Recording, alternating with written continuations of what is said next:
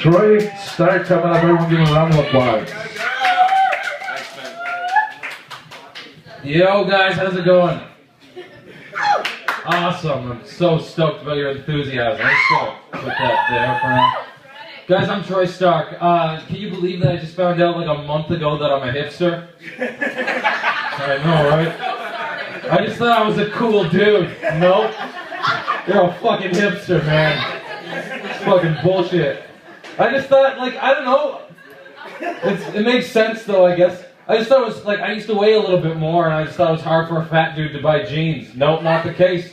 It's just hard for a fat hipster. Because there's no such thing as fat skinny jeans, guys. That's just jeans. You can get them anywhere. No longer do I do my shopping exclusively in the women's section of H&M, so that's kind of, you know, that's nice now. I found out I was a hipster in a really fucking weird way too, because I was walking down the street and I saw like a fucking group of them standing outside of like a Mumford & Sons concert or some bullshit. And you know when you see a group of them there and you're like, oh man, like, do I cross the street or should I just like, I'll go that way? Well, the light says 2 seconds, so I don't want to jaywalk. I guess I'll just power through them, you know?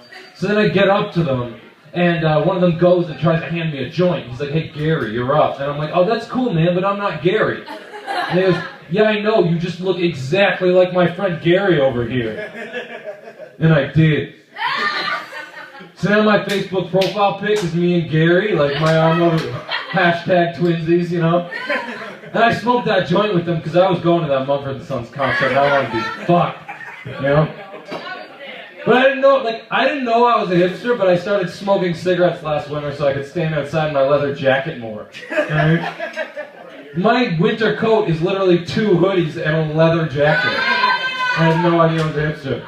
I'm in a bar where they were playing fucking Tool and Pantera and Kid Rock or whatever. Had no idea. No, they don't. No, like, I mean, you're clearly a hipster. I can see you from here. I mean, you are shouting, but that doesn't mean you suck, necessarily. I didn't know I was a hipster, but, like, I used to get my hair cut by, like, the black barber, because I thought it was progressive. No, that's just inconvenient for both of us. And it costs twice as much. I don't know. I listen to CBC Radio 2 exclusively, guys, because I care about Canadian media, but I still need to be a little bit alternative, you know? It's weird, like, it leaves you with some questions in life, right? Like, I don't know, is Mill Street Organic actually any good, or does it just go great with an artisanal sandwich? I can't fucking tell anymore, guys. You guys like music, right? We're at an open mic. Do you ever listen to a good tune and get kind of into, do you ever cry to a good tune? Yeah, you do. Now, normally, if I asked someone, like a comedy club that, it would be dead silence. Because they're all like, no, I'm a fucking coward. I don't know, like, people don't want to admit to it, man, because it's like never the song you want it to be, right? It's never like, it's not like the first time I heard Tchaikovsky or like, whatever. Oh, that was so beautiful, I wept. You know, that'd be classy as hell. That doesn't happen. It's never the song you want it to be. You're probably like high, you're at home, you know, you're doing some cleaning, you're listening to a song you listened to like 1,000 times before. And you feel like I'm hearing this for the first time. You're like, baby, I am a firework. I'm gonna let my colors burst. You get choked up, you know? The other day, I cried to a song about the movie Stand By Me. Just a dude with a guitar and a gravelly voice singing his heart out about Will Wheaton, and I got choked up, man. I was like, man, they're on such an adventure right now. I hope they find that dead body. Why does Kiefer Sutherland have to be such a dick all the time? Fucking bullshit. Playing an Adele song around me, I'm telling people I have allergies all day.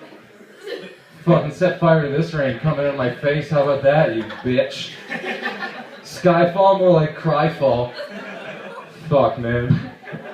I don't know, the other day I was listening to a song, it was on CBC Radio 2 again, and it was a string quartet playing like a beautiful rendition of a song that I had like heard before. I knew what it was. I knew the song, but I couldn't, like, you know, you can't really name it, you know, when that happens.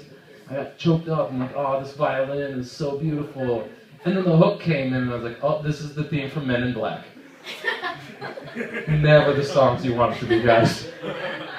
But it was It's just what I needed at that moment, you know? Oh, Galaxy Defenders. Here's the thing, guys. I heard a while ago it takes 10,000 hours to become an expert at whatever you do. Have you ever heard that? 10,000 hours, you do something, you're amazing at it. When I heard that, I was like, that's a lot, but I got an ego, so I'm going to figure something out that I'm a pro at by now, right? And I'm not proud of this, but the first thing that came to mind was jerking off, right? Obviously.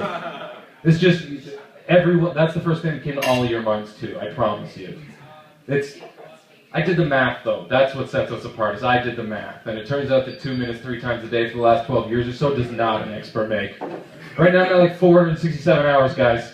That's not enough. 467 hours is like not even enough for an apprenticeship in most fields. So I put in a solid hour of practice that day. And then the next morning I got right back on the horse, you know, and I was like, what am I awesome at? I don't know, can you be an expert at wondering if your friends secretly hate you? I'm good at it. I don't know if I'm a pro, you know, like, fuck. I'm definitely an expert at watching episodes of Gossip Girl and pretending not to know what it is when people bring it up in conversation. You have no idea how many times I've been on the bus and I hear some chick be like, oh my god, I can't believe that Blair's with Dan now. And my friend's like, I know, I've been waiting so long for this. And that's when I'll be like, no! She should be with Chuck, you fucking idiot! He's the only one that has ever understood her. But you don't, because you don't want to make a scene on the bus. You look like a crazy person.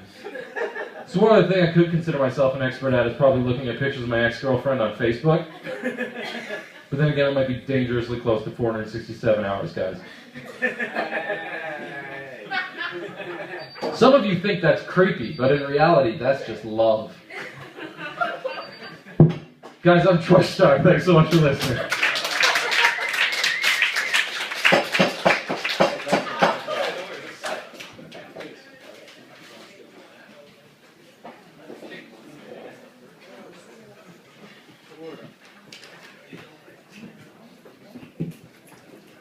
Hey-oh, that was Troy Stark, everybody. Give it up. Give it up! Woo. Next up, we have the Mayfly's Landing. Straight out of Oshawa. I'm excited.